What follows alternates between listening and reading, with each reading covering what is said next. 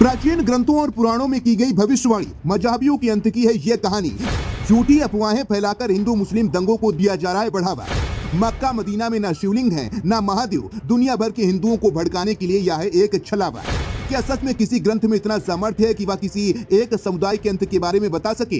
क्या सच में दुनिया में कोई ऐसा है जो महादेव के अस्तित्व को मिटा सके? दोस्तों, जब भी मक्का मदीना की बात की जाती है तो उसे एक रहस्य की तरह देखा जाता है, क्योंकि सदियों से लोग कहते हैं कि सऊदी अरब में बना हुआ मक्का मदीना भले ही मुसलमानों की धार्मिक स्थान हो, लेकिन यहाँ पर महादेव का शिवलिंग बना हुआ है और मुसलमान लोग महादेव के शिवलिंग का अपमान करते हैं। लोग यहाँ तक कहते हैं कि वेद व्यास जी द्वारा लिखी गई भविष्य पुराण और संत अच्युतानंद जी के द्वारा लिखी गई भविष्य मलिका में मुसलमानों के अंत की बात लिखी हुई है।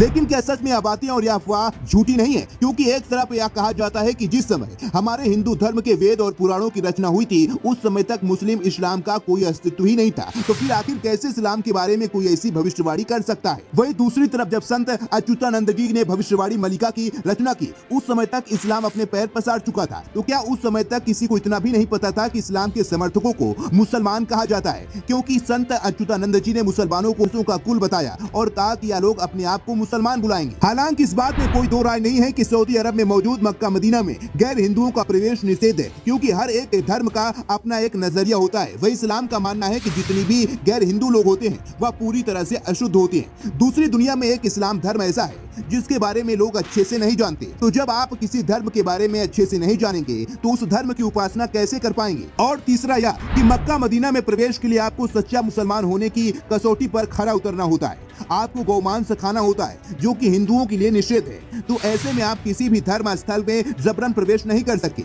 क्योंकि हिंदुओं के भी कई धार्मिक स्थल ऐसे हैं जहां पर गैर हिंदू का प्रवेश निषेध है। इसमें आप जगन्नाथपुरी को ही देख सकते हैं। वहीं दूसरी तरफ लोगों का कहना यह है कि मक्का मदीना में महादेव का शिवलिंग बना हुआ है और जो लंबा खंबा है वह महादेव के लिंग के ऊपर स्थापित है। लोग पत्थर मारकर उसका अपमान करते हैं, लेकिन वहीं अगर आप मुसलमान के पवित्र ग्रंथ कुरान को देखेंगे तो आपको पता चलेगा कि वास्तव में वह लंबा खंबा एक राक्षस का प्रतीक है। क्योंकि इस्लाम धर्म के संस्थापक मोहम्मद इब्राहिम जब अल्लाह की इबादत कर रहे थे तब अल्लाह ने उनसे बलि देने के लिए अपनी प्रिय वस्तु मांगी। इब्राहिम की सबसे प्रिय चीज उसका बेटा था, लेकिन जब वो अपने बेटे को बलि देने के लिए ले जा रहा था तो रास्ते में एक राक्षस ने उन्हें रोकने की कोशिश की, लेकिन इब्राहिम की इबादत सही थी और वह अपने बेटे को बलि देने के लिए लेकर गए। लेकिन अल्लाह की कसौटी में खरे उतरे और अल्लाह ने उनके बेटे की जगह बकरे की बलि दी। तभी से मुसलमानों में बकरी ईद का प्रचलन है और वह काबा में बना हुआ वह खंबा उसी राक्षस का प्रतीक है जो अल्लाह की सच्ची इबादत से इस्लाम धर्म के अनुयायियों को रोकता है। इसीलिए उसे पत्थर मारकर उसका विरोध किया जाता है। तो उम्मीद करते हैं आपके सभी सवालों का जवाब आपको मिल गया होगा। वास्तव में इस्लाम एक मजहब है, ना कि कोई धर्म,